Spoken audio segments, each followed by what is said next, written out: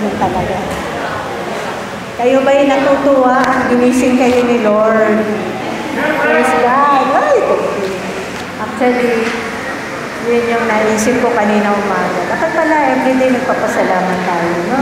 Because God gave us another day to praise Him, to say sorry sa mga hindi natin ginawa at mga ginawa natin alam natin hindi dapat natin.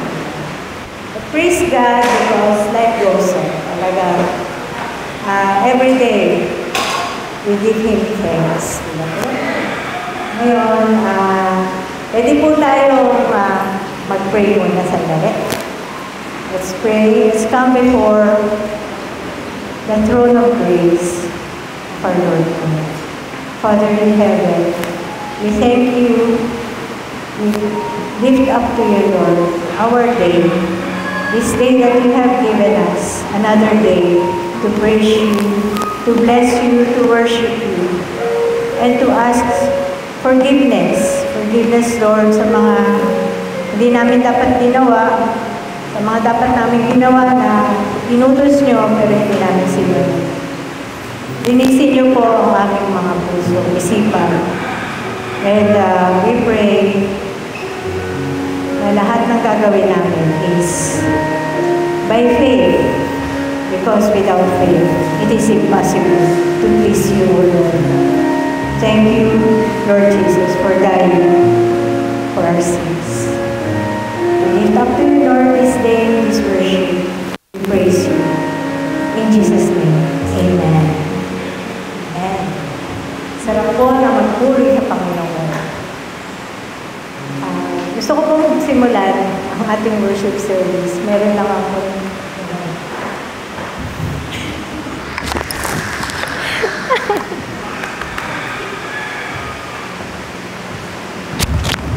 Lord, salamat. Kasi hindi talaga perfect ang buhay.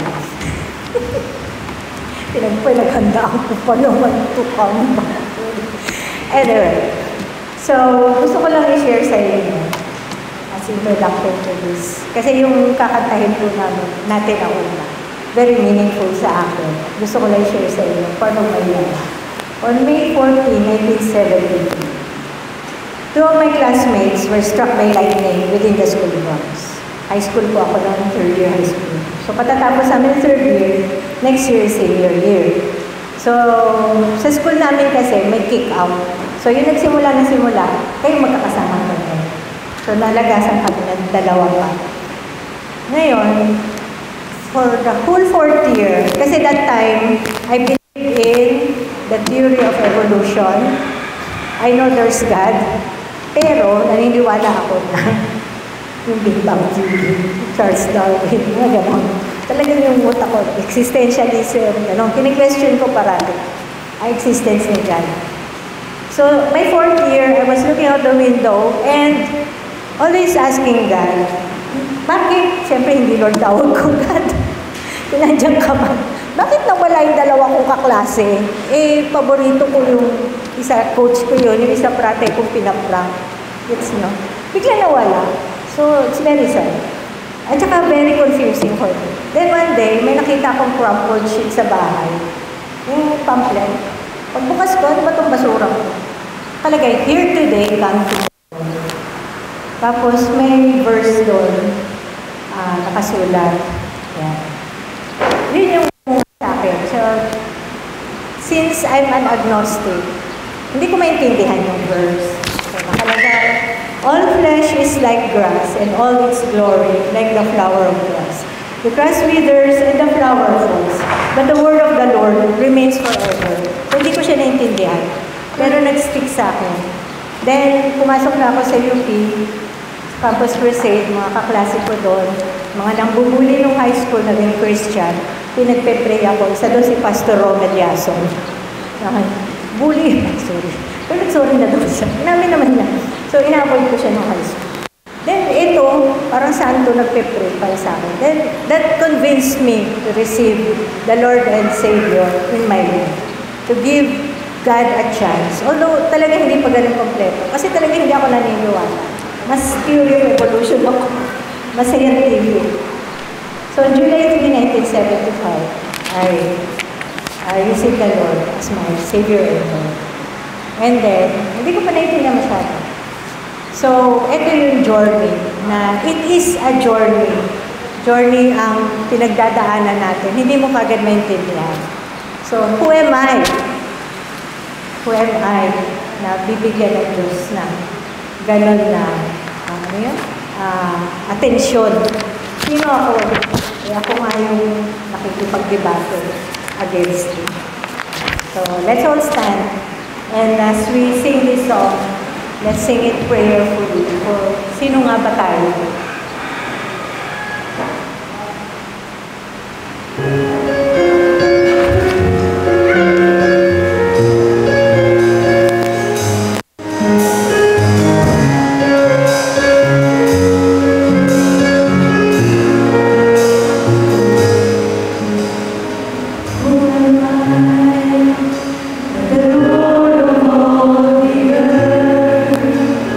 Get to know my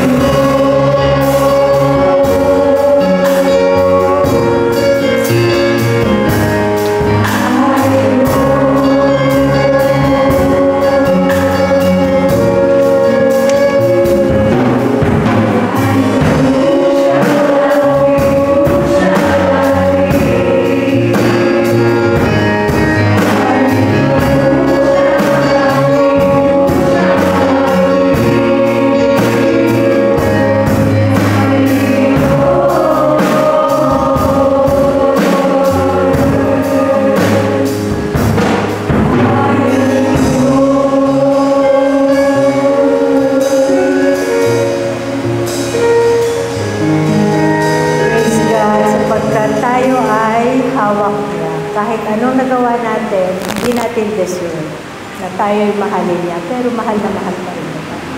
So, praise the Lord. Sino ba tayo? Who am I? Who are we?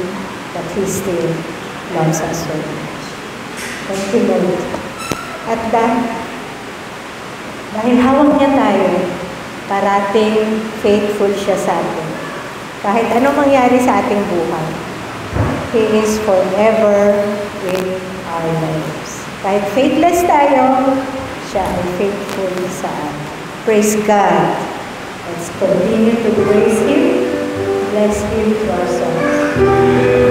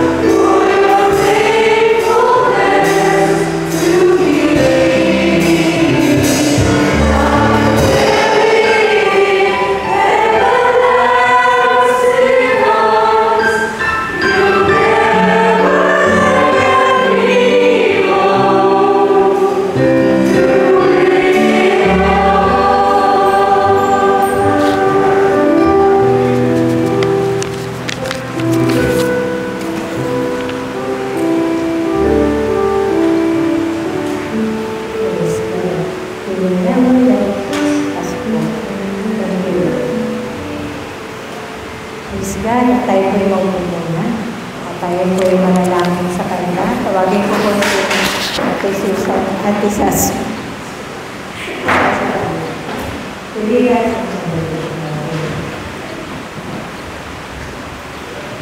Manalangin po tayo. Basahin ko po muna sa 1 Chronicles 29, verses 10 to 13.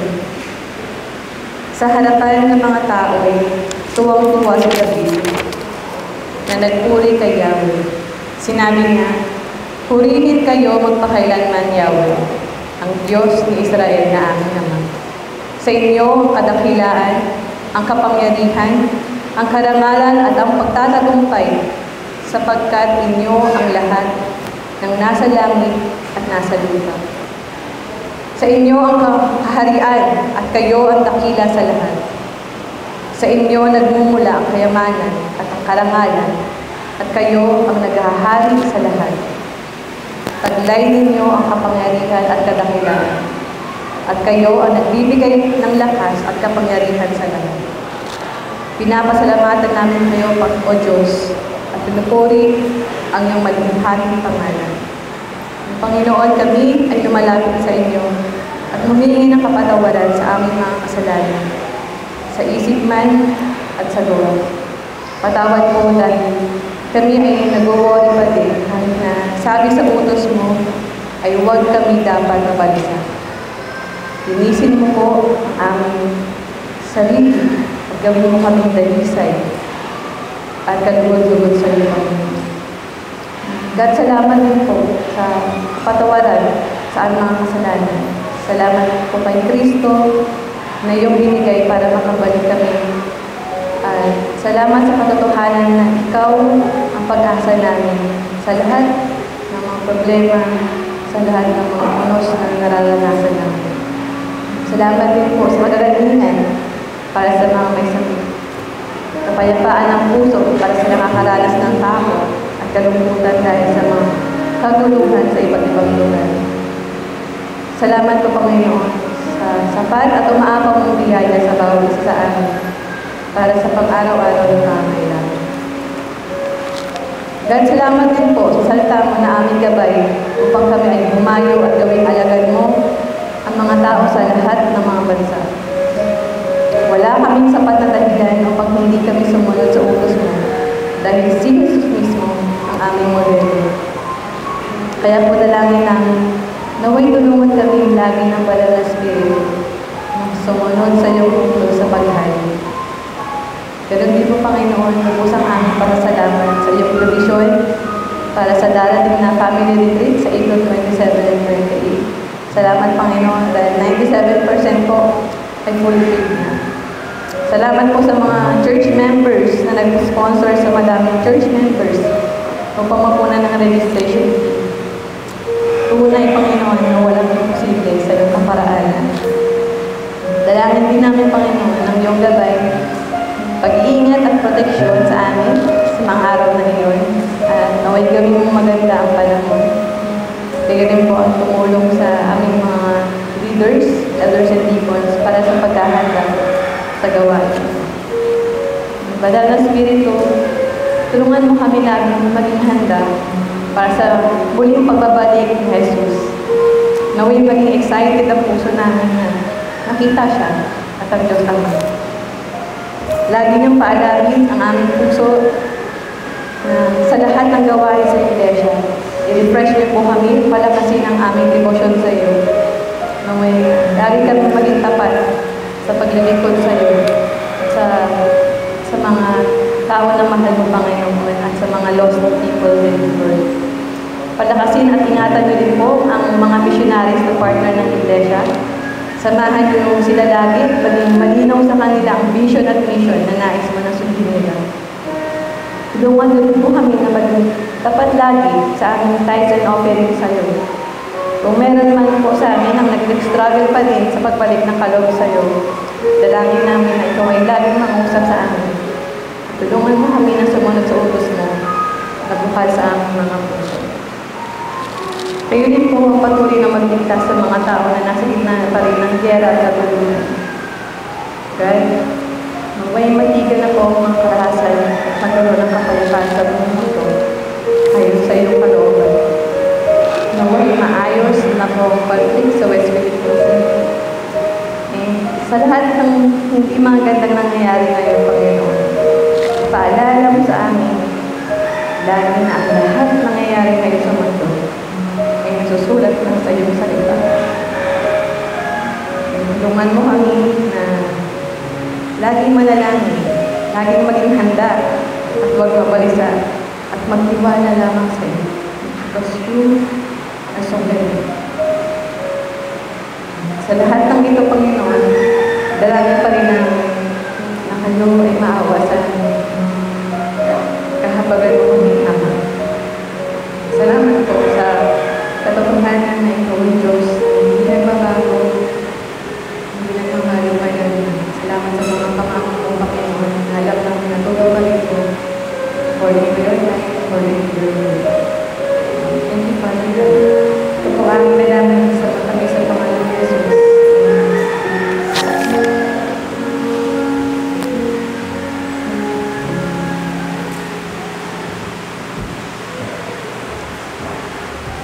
Salamat, Kapatid Lisa. Praise God, sapagkat tayo ay may kalayaan lumapit sa Kanya. So, kaya patuloy tayong umawit sa Kanya. Alalahanin natin na siya ang ating Diyos at anytime, He protects us every time.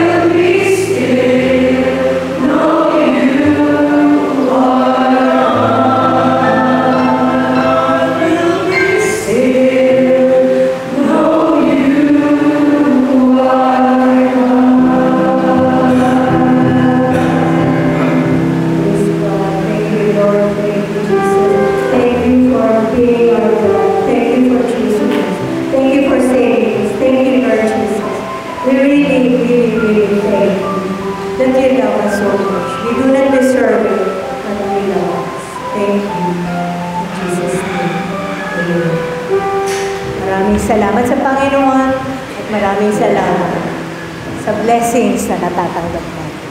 Pwede na po tayong maupo at ihanda po natin ang ating mga puso, kaisipan, lahat-lahat para sa mensahe na ibigay ni Brother Rock. Pero bago yun, babasahin muna natin ang Santiago. Tulungan tayo ngayon. Santiago 4, verse 1. Kaaway ng Diyos kung saan kaibigan ng Santo.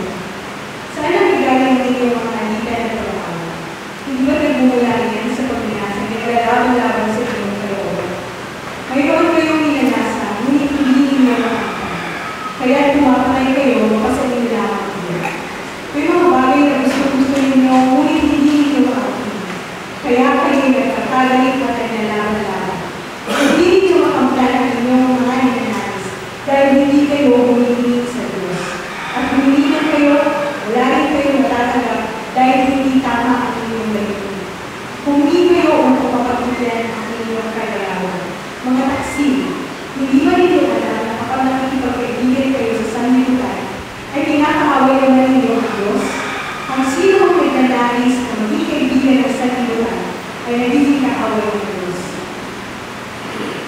Huwag ninyo akalain walang kabunuan ang sinasabi ng kasulatan. Ang Espiritu na nilagay ng Diyos sa atin ay puno ng magiging pag-anasa. Ngunit ang Diyos ay nagbibigay ng higit pang pagpapahal. Kaya sinasabi ng kasulatan, ang Diyos ay laban sa mga mapagmataas, ngunit pinagpapala niya ang mga mapagkumbaba. Kaya nga, pasakop kayo sa Diyos. Labanan ninyo ang diablo at lalayuan niya kayo. Lumapit kayo sa Diyos at lalapit siya sa inyo. Hugasan ninyo ang inyong mga kamay, kayong mga makasalanan. Linisin ninyo ang inyong puso, kayong pagbabago ang isa. Mag-iagpis kayo, umiyak at umagis. Palitan ninyo ang pagluha ang inyong kawalan at nakalungkutan ang inyong kagalakan. Magpakumbaba kayo sa harapan ng Panginoon at itataas niyo.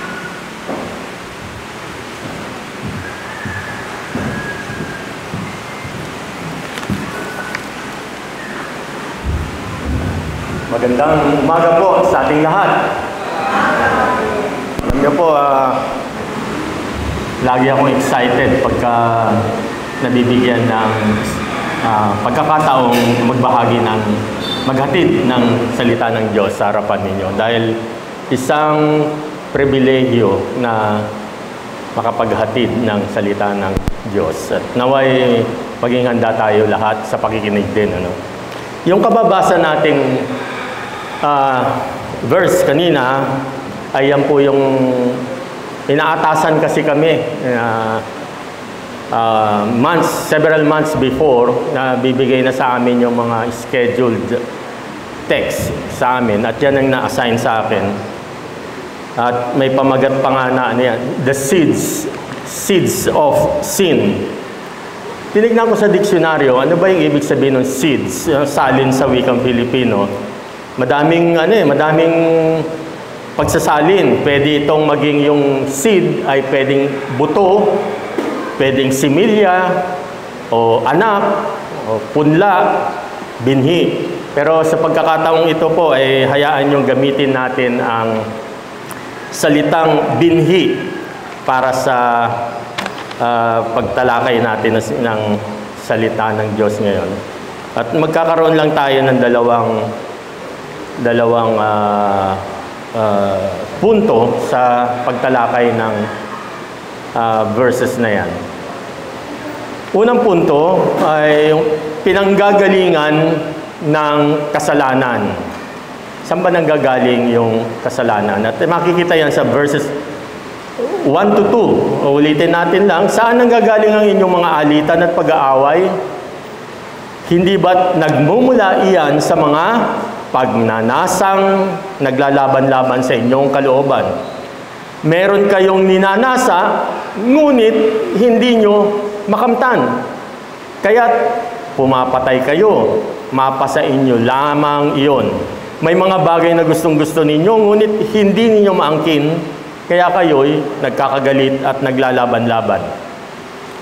nagsimula po yung talata sa isang katanungan, saan nanggagaling ang inyong mga alitan at pag-aaway? At ayon sa nabasa natin kanina, nagsimula ang kasalanan sa isang simpleng pagnanasa lamang na naglalaban-laban sa ating kalooban.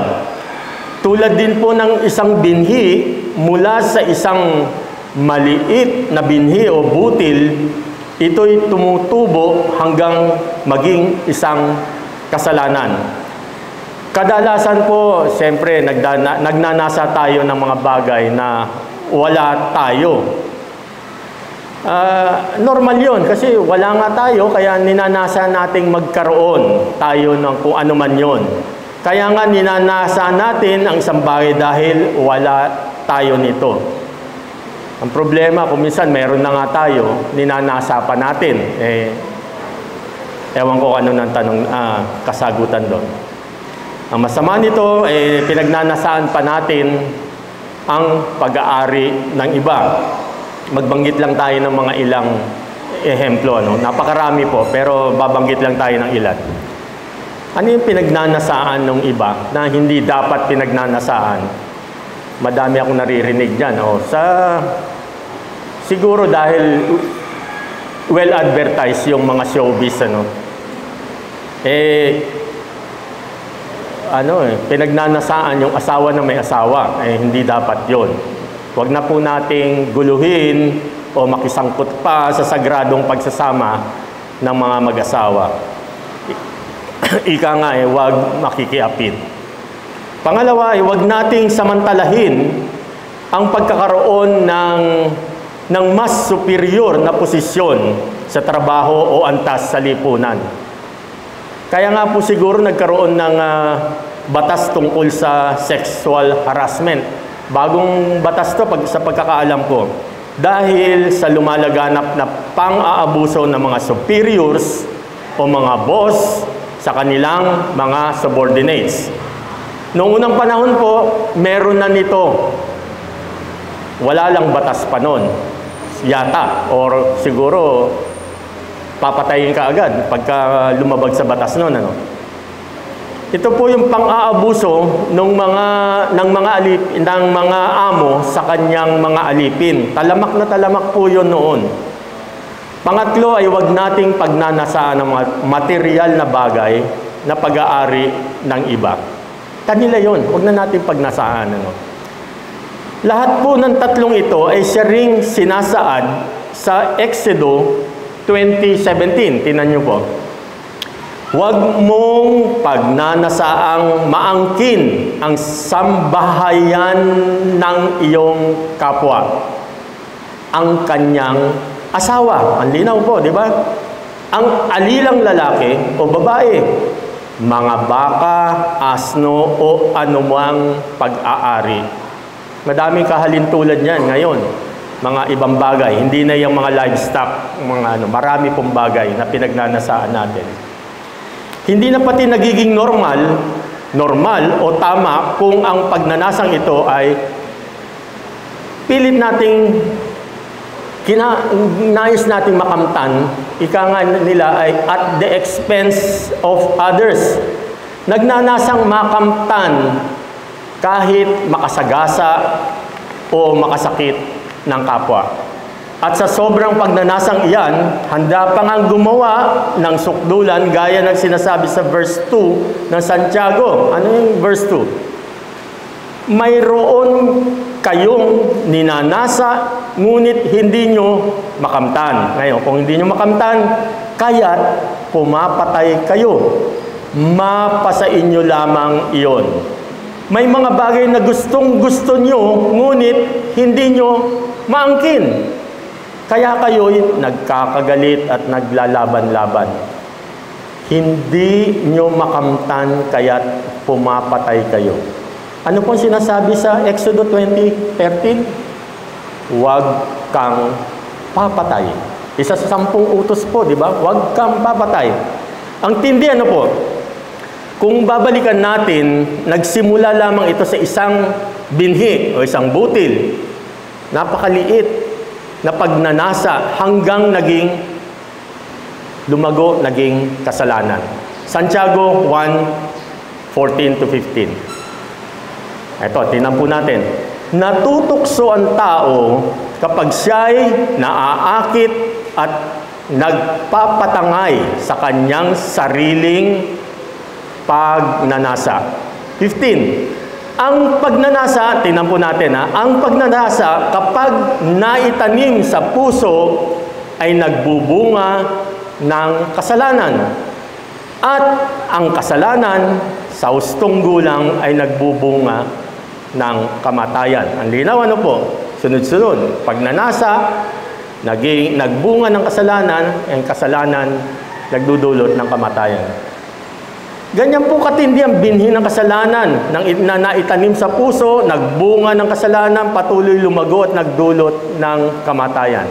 Isang ehemplo po sa Biblia, alam natin ito, yung doon sa magkapatid na si Abel at Cain. Tila nagselos yata ito si Cain. Hindi lamang po pinatay niya yung kapatid niya, pero hindi lamang pala literal na pagpaslang ang sinasabi sa Biblia na tayo ay nagiging mamamatay tao. Siguro lahat tayo ay naging mamamatay tao na kung ito ang ang pagbabatayan natin. Dahil ito po sinasabi, kung napupuot daw tayo o may galit sa ating kapwa, nagiging murderer or mamamatay tao tayo. Mateo 5:21 to 22. Narinig ninyo na sinabi sa inyong mga ninuno, huwag kang papatay. Ang sino mong pumatay ay mananagot sa hukuman. Ngunit sinasabi ko naman sa inyo, ang sino mang napopoot sa kanyang kapatid ay mananagot sa hukuman. Ang humahamak sa kanyang kapatid ay mananagot sa kataas-taasang kapulungan ng mga Hudyo.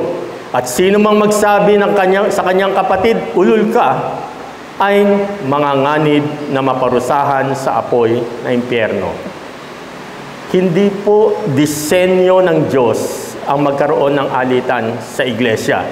Bagkus ay, ito po ang disenyo ng Diyos. Nagbilin siya sa Juan 13:14. Isang bagong utos ang ibinibigay ko sa inyo ngayon. Magmahalan kayo.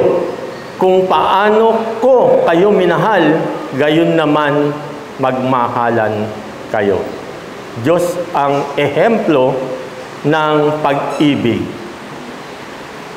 Pangalawa,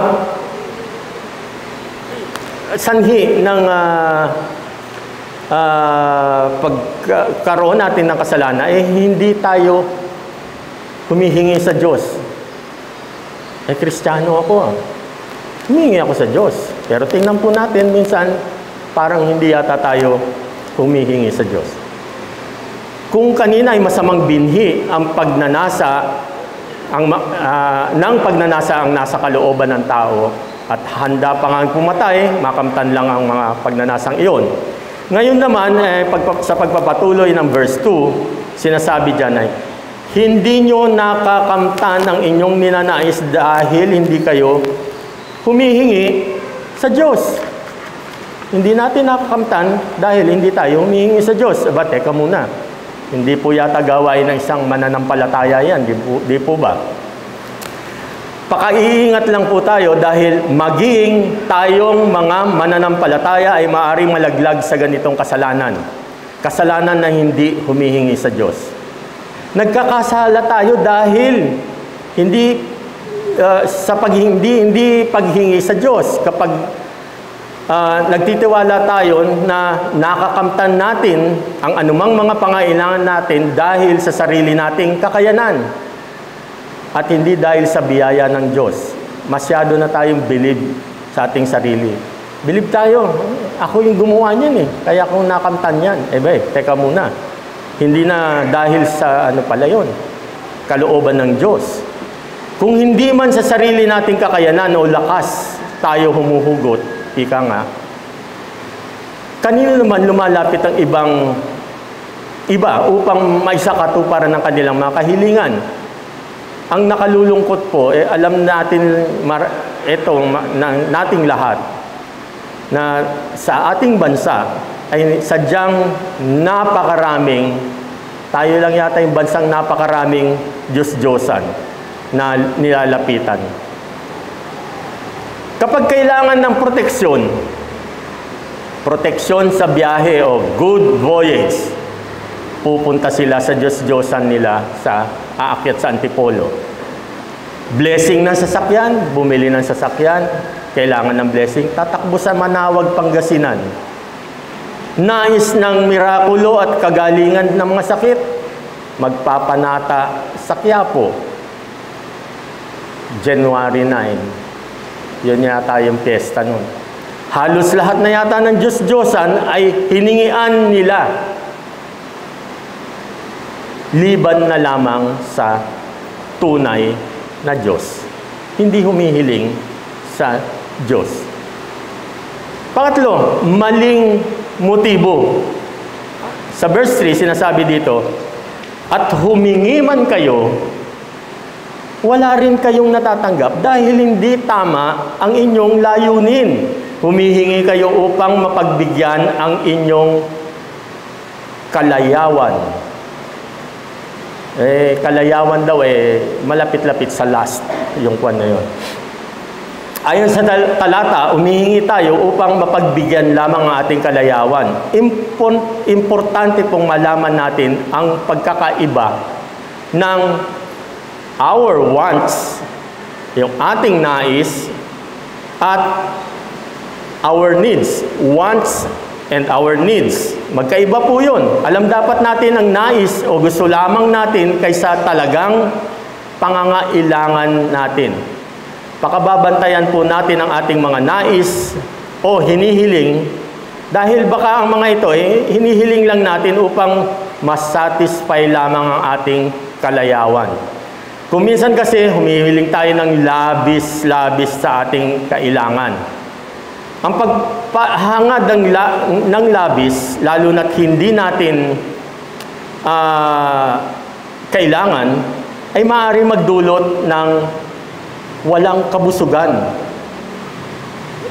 Meron na nga tayo, hihingi pa tayo, labis-labis, kasibaan na po ito o greediness, na maaari magdulot sa inggit sa ating kapwa. Gusto lang natin to dahil nainggit lang tayo. Maling motibo dahil nais lamang nating matalbugan yung ating kapwa. Ang ganda ng cellphone niya, makabili rin nga ng magandang cellphone kahit ayos naman yung cellphone mo. Kung medyo mas higher, kaya mo pa naku. Gusto ko pa ng mas magandang ibang bagay. Inggit dahil nais nating kamkamin o mapasa atin din ang pag-aari ng iba. Upang maiwasan ang alitan, imbis na mainggit tayo, hindi ba pwedeng maging masaya tayo sa tagumpay ng ating mga kapatid at makontento tayo sa kung anong meron tayo? Naalala ko na naman yung masamang practice ng Pinoy, yung crab mentality daw. Pag nando sa taas, hinihila pa baba. Maaari ba? Baka, di ba mas maganda, tulungan pa nating lalong umangat siya at maging masaya tayo. Alam po ng Diyos ang ating pangangailangan at, eto maganda, sapat ang kanyang biyaya. Humiling tayo na may tamang layunin. Pang-apat, pakikipagkaibigan sa sanlibutan. Sabi sa verse 4, mga taksil, hindi ba ninyo alam na kapag nakikipagkaibigan kayo sa sanlibutan, ay kinakaaway naman ninyo ang Diyos? Ang sino mang nagnanais na maging kaibigan ng sanlibutan ay nagiging kaaway ng Diyos. Dalawa lamang po ang pagpipilian natin, sanlibutan o Diyos. Maging kaibigan ng sanlibutan o maging kaaway ng Diyos? Itakwil lang sanlibutan o maging kaibigan ng Diyos? Dalawa po lamang. Wala pong in between. Sabi sa verse, Bible, hindi daw pwedeng mag-serve tayo sa two masters. Kailan ba tayo nagiging worldly o nagiging kaibigan ng sanlibutan? Iyan ay kapag ang hangarin natin ay taliwas sa nais o plano ng Diyos. Kung taliwas ang ating nais ng Diyos, isang pagsuway ito sa Diyos. At kung sumusuway tayo, nagkakasala tayo, at pinalalago natin ang binhi ng pagkakasala, ang resulta ay nagiging kaaway tayo dahil minahal natin sanlibutan kaysa Diyos. Pangalawang punto po natin, paano maiiwasan ang binhi ng kasalanan? May mga ilang punto rin po tayo na pwedeng pag-usapan natin. Matinding pagnanasa versus higit pang pagpapala. Ano pang ibig sabihin nito? Merong matinding pagnanasa pero dito ay may higit pang pagpapala.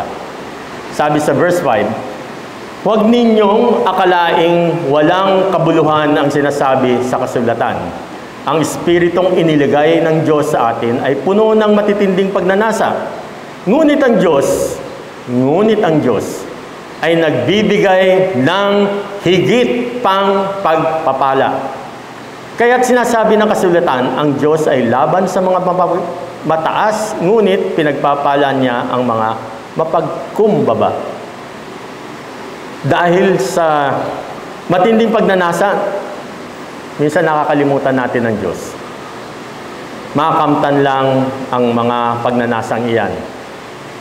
Subalit, ang magandang balita po ay sa kabila po nung napakarami nating nagagawang kasalanan, nataliwas sa nais ng Diyos, sa plano ng Diyos, minahal pa rin tayo ng Diyos.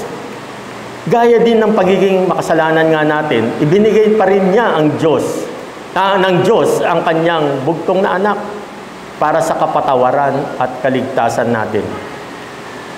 Kapag ang isang mananampalataya ay naharap sa napakaraming tukso at makamundong pagnanasa, bibigyan tayo ng Diyos ng higit na pagpapala upang mapaglabanan ito.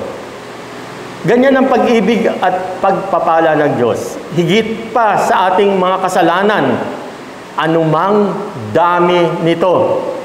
Pero, ingat po tayo. Hindi po ito dahilan para abusuhin natin ang kabaitan o pagmamahal ng Diyos. Pangalawa, magpasakop sa Diyos. Labanan ang dyablo. Verse 7, kaya nga, pasakop kayo sa Diyos, labanan ninyo ang dyablo at lalayuan niya kayo. Ang pagpapasakop po o complete surrender ay lubos na pinagkakatiwala natin ang lahat ng aspeto ng ating buhay sa Diyos. Ipinauubaya natin sa Diyos na siya ang maghari sa ating buhay. At kung ang Diyos ang naghahari sa ating buhay, matuwid na landas ang ating tatahakin at siguradong hindi tayo maliligaw at mapapahamak. Kung mapapansin po natin, magandang pansinin ito yung verse 7. Sabi niya, kaya nga pasakop kayo sa Diyos, labanan ninyo ang dyablo at lalayuan niya kayo. Maganda pong pansinin dito, naunang iniutos ng Diyos na pasakop tayo muna sa Kanya. Kaya nga, sabi, kaya nga pasakop kayo sa Diyos. Yan ang unang sinabi. Maganda yan. Naunang iniutos niya na pasakop muna tayo sa Kanya. Bago yung isang utos niya. yung kautosang labanan ang dyablo. So, nauna yung pasako na tayo bago tayo lumaban sa dyablo. Kailangang nasa atin muna ang Espiritu ng Diyos bago tayo makipaglaban sa dyablo. Nang sa gayon ay mapagwagian natin ang digmaang ito. Deuteronomy 24, verse 4. Sapagkat, sabi niya, kung nagpasakop tayo sa Diyos, sapagkat kasama mo ang Diyos mong si Yahweh. Siya ang makikipaglaban para sa iyo at pagtatagumpayin kanya. Ang ganda, ano ko? Pangalawa, sa Kronika 20:15. Huwag kayong matakot ni masiraan ng loob dahil maraming kaaway. Ang Diyos ang makikipaglaban at hindi kayo. Kanina, ganun din na sinabi. Kung nasa atin ang Diyos, siya ang nakikipaglaban sa atin. Ganito na naman, siya makikipaglaban at diniin pa niya, ako makikipaglaban, hindi kayo, sabi niya. Kung ang Diyos ang siyang kasama natin, at kung ang Diyos ang siyang mismong makikipaglaban sa atin, ano pang kahinatnan yan? Alam na natin yan.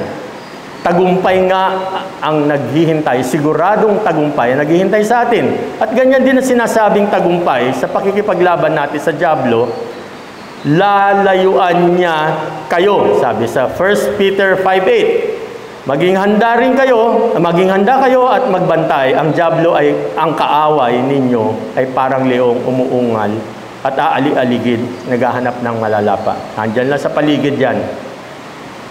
Kaya nga, iba yung tapang ang dapat nating ipamalas sa pakikipaglaban sa dyablo upang siya ay lumayo sa atin. Kailangan muna nasa atin yung Diyos upang may kakayanan tayong lumaban. Ano yan parang pumunta ka sa gera na wala kang sandata. Suicide yung mangyayari. Wala ding iniwan ito. Kapag may nambubuli sa atin, sabihin natin, sa personal natin buhay, at hinahayaan natin mambuli, anong gagawin nun? Nandyan lang yung nambubuli. Halimbawa, kaklase mo, kaopisina mo, nandyan sa kapitbahay. Mamimiyasa, andyan lang siya Lalaban ng ka lagi. Lagi kang ibubuli niyan. Ganyan din, sa mas malawak na antas, sabihin natin, pagpambansang pambubuli. Na kanina sa prayer ni Sas, sino ba nag-prayer? Sasu? Nabanggit mo ba yun? Siya o sino nagbanggit kanina? Tungkol sa West Philippine Sea. May mga nakaraang administrasyon. Hindi ko naman sinasabi mas mabuti itong sige, sabihin na natin mas mabuti kasi para may matuwa naman yung iba dito. Pahinayaan mong ganyan, wala tayong laban dyan hayaan mo yan, gigirahin tayo niyan, lalo ka ng niyan, lalo ka ng ginera niyan. Meron pong pagkakataon kasi na dapat naman ay lumaban tayo. Tayo mga Kristiyano ayaw natin ng away, di ba? Dahil pag-ibig. Ibang konteksto po ito. Kung hinahayaan mo naman na mamihasa yung isang tao o kaaway, lalo na ang dyablo, namimihasa na sila. Hindi ka nga tatantanan yan, hindi ka lalayuan yan. Lagi ka niyang ibubuli. Kaya nga, pasakop muna tayo sa Diyos bago tayo makipagdigmaan sa dyablo. Ang bansa po natin ay naniniwala sa Diyos. Palagay ko naman, mas nasa atin ang si Diyos. Palagay ko, yung nananakop sa atin dun, nang aangkin ng teritoryo, pagkaintindi ko, walang mga Diyos yung mga yan. Pangatlo, lumapit sa Diyos. Kung sa ating pakikipaglaban sa dyablo ay umaalis ang dyablo, sa atin namang paglapit sa Diyos ay siya rin namang paglapit niya sa atin. Verse 8, lumapit kayo sa Diyos at lalapit siya sa inyo. Hugasan ninyo ang inyong mga kamay, kayong mga makasalanan. Linisin ninyo ang inyong puso, kayong pabago-bago ang isip. Kung sa ating paglapit sa Diyos ay may sama tayo ng loob o alitan sa ating kapwa, nararapat lamang na lumapit tayo ng malinis sa harapan ng Diyos. At ganyan na sinasabi sa Mateo 5:23-24. Ang sabi, kaya kung mag-aalay ka ng handog sa dambana para sa Diyos at naalala mong may sama ng loob sa iyo ang iyong kapatid, iwan mo muna ang iyong handog sa harap ng dambana at makipagsundo ka sa kanya. Pag nakapagsundo ka na, pagkatapos, magbalik ka at maghandog sa kanya. Linaw po, no? Pangapat, magpakumbaba. Santiago 4:6. Ang Diyos ay laban sa mga mapagmataas, ngunit pinagpapala niya ang mapagkumbaba. Kahalintulad yan sa last verse, Santiago 4:10. Magpakumbaba kayo sa harapan ng Panginoon at itataas niya kayo. Paano ba maging mapagkumbaba sa ating kapwa? May mga pagkakataong medyo mahirap po. Siguro narinig na natin ang mga ganitong asal kapag ang isa ay galit. O siguro, mismo tayo ay, ako, aminin ko, nagkaroon ako kasalanan ganito, o nagkakaroon pa rin ng kasalanan ganito. Tinan nyo po yung mga naririnig natin sa Diyos. May kaaway siya, no? O may sama ng loob. Manigas ka dyan. Manigas siya. Baala siya sa buhay niya. Diba? Yung mga ganyan. Wala akong paki. Baala siya. Nangyari po yan sa Genesis 4:9. Nung pinaslang ni Cain, si Abel. Ano sabi nung tinanong siya ng Diyos sa 4:9? Asan yung kapatid mo? Am I my brother's keeper? Sabi ni Cain. Ako ba yung tagapangalaga ng aking kapatid? Wala siyang pakialam. Ang pakialam po dyan. Ang pakialam po sa aking kapwa, lalo na aking kapatid. Kung mahal po natin ang ating kapwa, na siya namang iniuutos ng Diyos na dapat nating gawin, bagamat, yun nga yung billing kanina, di ba, kung naalala nyo.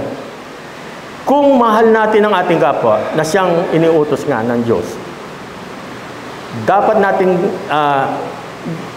medyo may kahirapan pong gawin, pwede tayong maging mapagkumbaba kung inuuna natin ang kapakanan nila ng ating kapwa kaysa sa atin. Minsan, kaya rin naman tayo nagkakaalitan ay ayaw nating, ito katotohanan misunderstanding, kasi ayaw natin tumanggap ng kritisismo. Nangyayari yan sa simpleng, wag po masasaktan, wala naman akong binabanggit na pangalan, pero nangyayari. Halimbawa, sa simpleng meeting, balitaktakan tayo ng yan. Siyempre, kanya-kanyang opinion. Kaya nga nagmi-meeting para kuhanin yung mga opinion ng bawat isa. Pero, kahit anong ganda ng salita mo, minsan, may interpretasyon na masama ang dating O siguro, masama ang tulog nung tagapagtanggap. Gising pa, kahit pa ito ay constructive, yung tinatawag na constructive criticism. Hindi po healthy ang isang simbahan kung puro oo na lang tayo ng oo. Kahit alam mo nang may dapat i-correct o dapat kang magsalita, dapat kang mag-suggest, hindi mo sinasabi. May sabi sa Bible alam mo yung tama, hindi mo naman ginagawa, nagkakasala ka pa rin. Wala naman pong masama na magbigay ng constructive criticism. Pinupuna tayo dahil may paki siya, hindi siya kagaya ni Cain, na wala nang pakialam. Kaya nga pinupuna dahil may paki pa siya. Mahal ka pa niya. Mahal niya ang simbahan. Mahal niya ang iglesia. Hindi po tayo pinupuna upang siraan. Hindi po. Dahil mahal tayo ng ating kapwa. Sa parte naman po nung pinupuna, medyo habaan po natin o lawakan natin ang ating pangunawa. Huwag tayo rin namang masyado magiging balat sibuyas na medyo madaling masaktan. Maging mapagkumbaba rin naman po tayong mga pinupuna na tumanggap ng pagpupuna na para din naman sa ating kabutihan to. Para sa kagandahan din ng relasyon ng ating simbahan. Pangalawa, Filipos 2:3-5. Ginawa ko pong example to. Sabi, huwag kayong gumawa ng anuman dahil sa pansariling layunin o pagyayabang. Sa halip, bilang tanda ng pagpapakumbaba, ituring ninyong higit ang iba kaysa inyong mga sarili. Higit ang iba kaysa inyong mga sarili. Pagmalasakitan ninyo ang kapakanan ng iba at hindi lamang ang inyong sarili. Gusto ko pong ulitin yun. Pagmalasakitan ninyo ang kapakanan ng iba at hindi lamang ang inyong sarili. So may pakika doon sa iyong kapwa. May pakika. Kasi hindi ka magmamalasakit kung wala kang paki sa kanya, wala kang pagmamahal sa kanya. Naway magkaroon kayo ng kaisipan, at ito yung ehemplo, magkaroon kayo ng kaisipan na tulad ng kay Kristo Jesus. Paano magiging mapagkumbaba sa Diyos? Kanina, pagpapakumbaba sa ating kapwa. Ngayon, pagpapakumbaba sa Diyos.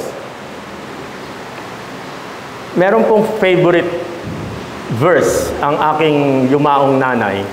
Bata pa kami noon. Siguro kindergarten ako. Naaalala ko na yun. Sa bahay namin, nakasabit. Yan, hanggang lumaki kami nandun sa bahay yan. At nung nawala yung bahay na yun, may kumuhang kapatid ko at sinabit naman niya sa bahay niya. Ito yung sinasa Romans 8:28. Sabi, ito mismo yung nakasulat. All things work together for good to them that love God. All things work together for good to them that love God. Medyo ano po pag ganyan ang pagbasa ko, dala-dala ko yan na mali pala yung aking pagkaunawa doon sa verse na yan. Naging mayabang pala ako sa harapan ng Diyos. Sa maling pag-unawa doon sa verse na yan. Alam niyo po yung pag-unawa ko dyan, all things work together for good to them that love God. Ang pagkaunawa ko nun dyan, dahil mahal ko ang Diyos, kaya lahat ay nagiging maayos. Mali pala Mali pala yung sumangyabang ko pala sa sarili kong kakayanan. Dahil ako'y magandang ginawa, kaya minamahal ako ng Diyos. Kala ko dahil sa mabuting ginawa ko, kaya mahal ako ng Diyos. Subalit po nung mas naintindihan ko na yung verse. English kasi, mahirap English. Mas maganda yung Tagalog yung version ng Filipino. Tingnan nyo po yung version ng Filipino. Ang napakalinaw sa bagay, yung English meron din naman. Siguro yung nakuhanan lang nitong ibang salin. Sabi sa Filipino, sa lahat ng bagay, gumagawa ang Diyos. Hindi tayo ang gumagawa. Diba? Sa lahat ng bagay, gumagawa ang Diyos. Saan? Sa ikabubuti ng nagmamahal sa Kanya. Sa lahat ng bagay, gumagawa ang Diyos sa ikabubuti ng nagmamahal sa Kanya. Kaya't, napaka-importante. Importante pong pagbulay-bulayan natin ang salita ng Diyos. Nang sa gayon ay hindi natin angkinin ang kaluwalhatian at papuri na tanging sa Diyos lamang nararapat.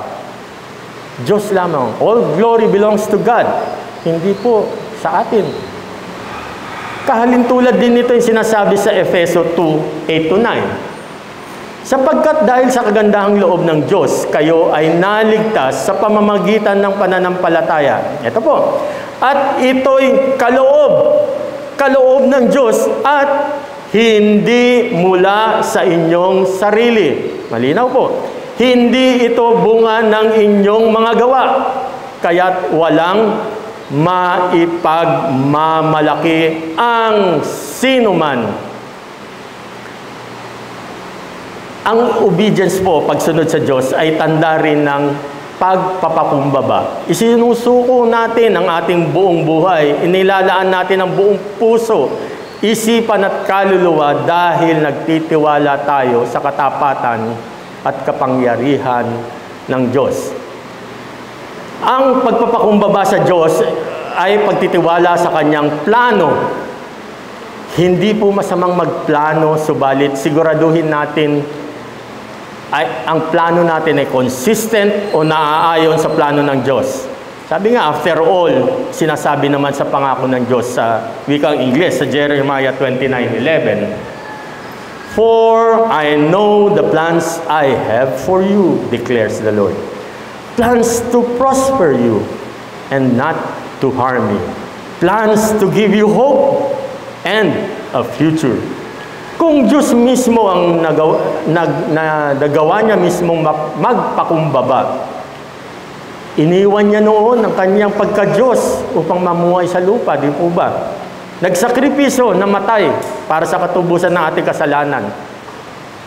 Sana maging bilang mga nilalang ay maging mapagkumbaba din tayo sa ating kapwa, lalong-lalo na sa Diyos.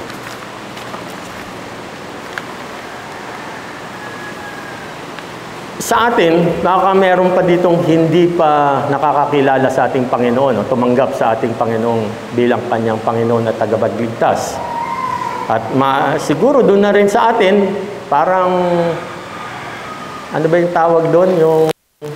Pag yung kinakasal ka uli sa anniversary, renewal. Parang renewal of vows, parang ganon.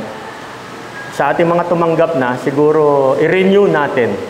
At lalo na doon sa hindi pa tumatanggap sa ating Panginoon Jesus bilang kanyang Panginoon, tagapagligtas. Inaanyayahan ko po tayo lahat na sumunod sa isang maikling panalangin at pagtatapos na rin. Simple lang po gagawin natin. Kung naisin nyo, sundan nyo lang ako sa maikling panalangin. Pwede nyong gawin ito dyan mismo sa inyong kinaroroonan. Doon sa nanonood ng ating video, pwede kayong sumabay. Sige po, manalangin tayo. Panginoon, inaamin ko po na ako ay makasalanan. May kayabangan kapag mataas at akala ko ay kaya kong iligtas ang aking sarili. Ako po'y taus-pusong nagpapakumbaba at humihingi ng tawad sa lahat ng aking kayabangan at kasalanan. Isinusuko ko po ang aking buhay kay Kristo upang siya ang aking maging Panginoon at tagapagligtas. Upang sa gayon ay magkaroon ako ng buhay na walang hanggan. Ito po ang aking dalang na may pagpasasalamat at pag-asa kay Kristo Jesus. Amen.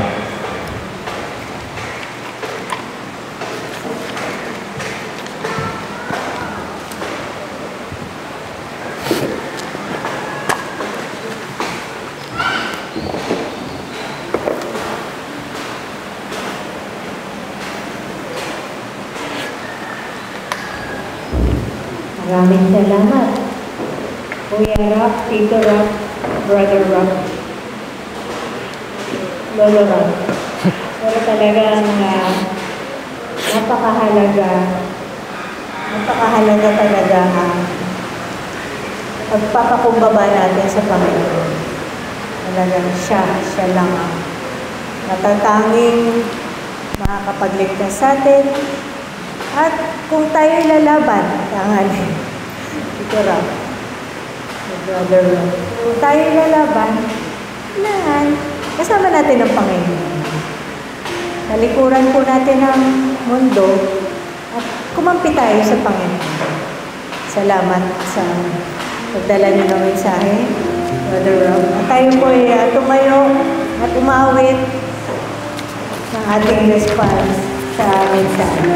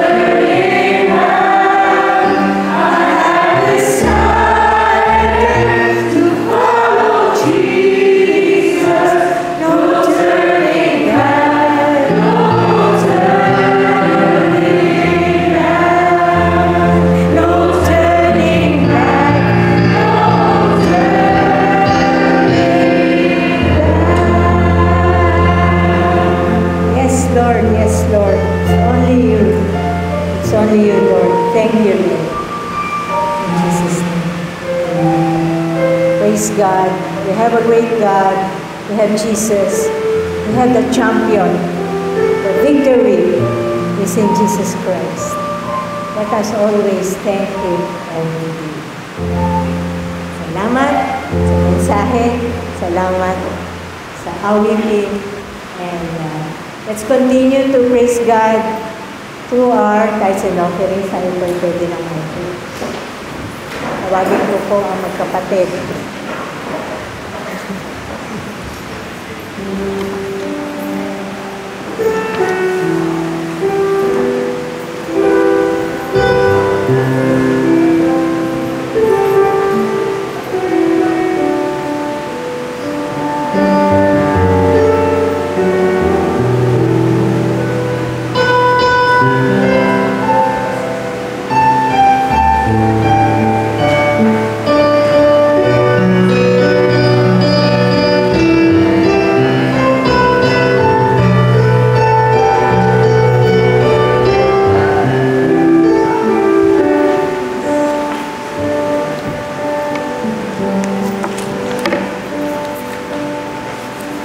Tayo po'y lahat tumayo. Praise God from whom all blessings flow. Praise Him, all creatures here below. Praise Him, all ye heavenly hosts. Praise Father, Son, and Holy Ghost.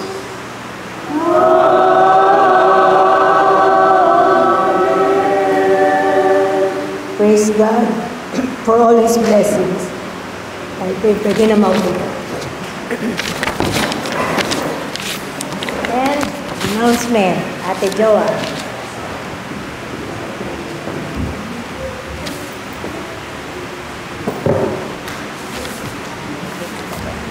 Ayan po, may ilan po tayong announcements. This coming Wednesday po, 7 o'clock p.m. Wala po muna tayong physical na prayer meeting. Pero tayo po ay magkakaroon ng online prayer meeting via Zoom. At si Tito Ton and Tita Nola po ang magpa-facilitate nito. So, antayin na lang po natin ang Zoom link para tayo ay makadalo sa ating Zoom prayer meeting sa darating na Wednesday. This coming April 14 po, 8:30 to 9:30 a.m. pa rin po ang ating baptismal class dito sa Doña Carmen. At ang ating lesson po ay LOLCF History and Statement of Faith. Si Papa po ang facilitator sa araw na ito. Sa April 21 naman po, from 1 to 3 p.m. dito sa Doña Carmen ay magkakaroon po ng Community of Disciple Makers na open po sa lahat ng discipleship group leaders or mga interesadong maging DG leaders. At serve po ang lunch natin yan at tayo ay magkakaroon po ng meeting pagkatapos. So ang topic po natin ay Leading a Following Group. Sa umaga po yun, every first and third Sunday of the month ay nagkakaroon po tayo ng Kids Sunday School dito sa Doña Carmen ng 8:15 a.m. So patuloy po natin ipanalangin ang gawain na ito pati ang ating mga Sunday School teachers. At pagpatak naman po ng 9:30 a.m. ay meron tayong worship service. Ang ating worship leader po ay si Jason Dayag at ang ating preacher ay si Kuya Lem Castro sa Luke 5:12 to 16, Healing of the Leper. Hindi po yan next week, pero ngayon po yan. 2 o'clock p.m., magkakaroon po tayo ng special congregational meeting via Zoom. At ipapadala po ang Zoom link natin pagkatapos ng ating panambahan. So after po ng ating service, ay uwi po tayo, magla-lunch po tayo. Tapos po pag 2 p.m. ay magkakaroon po tayo ng Zoom na special congregational meeting. Ngayon po, hindi po next week. Ayan, tapos napapalapit na po ang ating Family Day Retreat sa April 27 and 28 at meron lang po tayong ilang mga announcements ng mga kailangan dalhin.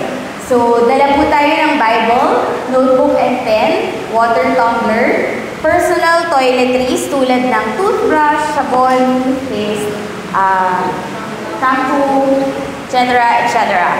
Tapos, outdoor slippers po, and clothes for Sunday service. So, magkakaroon pa rin po tayo ng service ng linggo. So, manamit po tayo na naaayon sa activity na ito.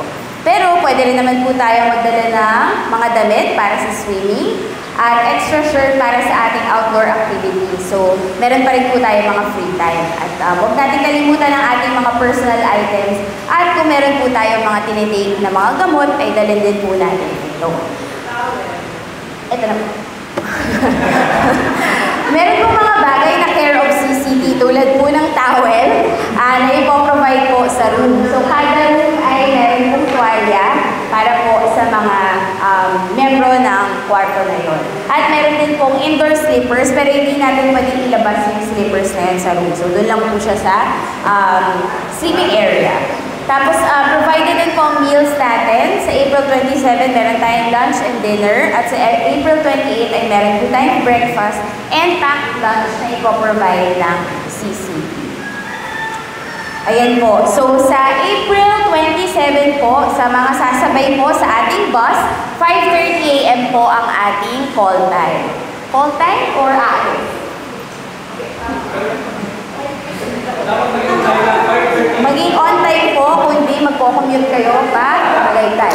So, ang pick-up point po for both DC and Batasan participants ay sa kabilang side na tapat ng Sandigan Bayan Building. Yung side ng sakayan papuntang Tilicoa.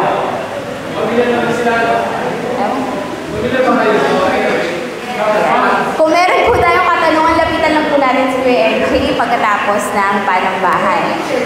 At para po sa mga magdadala naman ng kotse or ng sasakyan, ay in-encourage po natin na sana po ay nasa CCT Tagaytay na po tayo ng 8:30 a.m. para po sabay-sabay tayo magsasama-sama tayo sa ating orientation.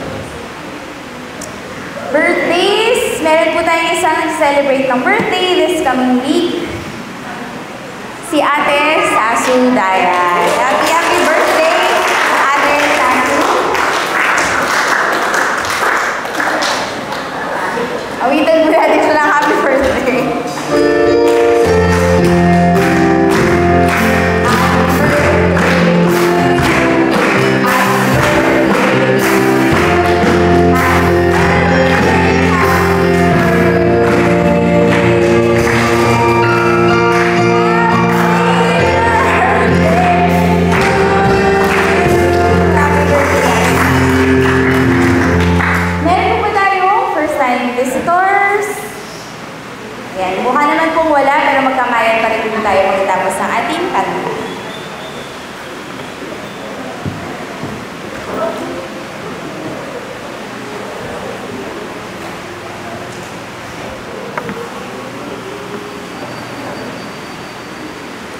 Tumayo po tayong lahat. Tanggapin natin ang Diyos ng Diyos mula sa kanyang salita. Ama, maraming pong salamat sa paalala mula sa iyong salita.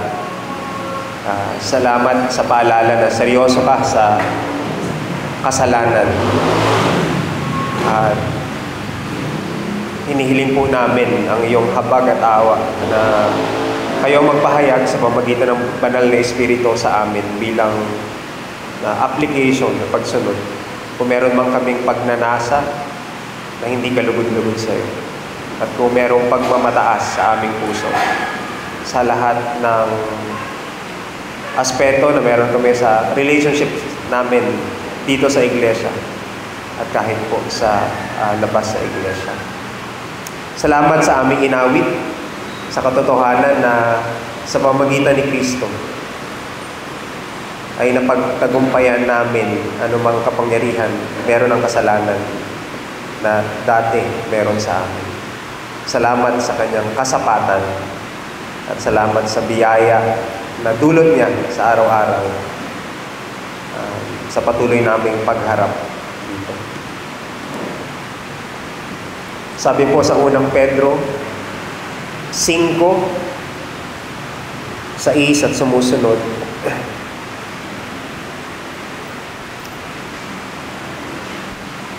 kaya pasakop kayo sa kapangyarihan ng Diyos dahil darating ang araw na pararangalan niya kayo. Ipagkatiwalaan niyo sa Kanya ang lahat ng kabalisahan niyo dahil nagmamalasakit siya sa inyo. Pumanda kayo at mag-ingat dahil ang kaaway niyong si Satanas ay umaali-aligid na parang leyong umaatungal at naghahanap ng malalapa. Patatagin ninyo ang inyong pananampalataya sa Diyos at labanan niyo si Satanas. Alalahanin niyong hindi lang kayo ang naghihirap, kundi pati ang mga kapatid niyo kay Kristo sa buong mundo. Nararanasan din nila ang mga paghihirap na ito. Maikling panahon lang ang paghihirap niyo. Pagkatapos nito, tutulungan kayo ng Diyos para maging ganap ang buhay niyo. At siya rin ang magpapatatag at magpapalakas sa inyo dahil siya ang pinagmumulan ng lahat ng pagpapala. Pinili niya kayo upang makabahagi rin sa walang hanggang kalwalhatian niya sa pamagitan ng pag-isa niyo kay Kristo. Purihin siya sa kapangyarihan niyang walang hanggan. Amen. Manatili po tayo nakatayo para sa panghuling awit.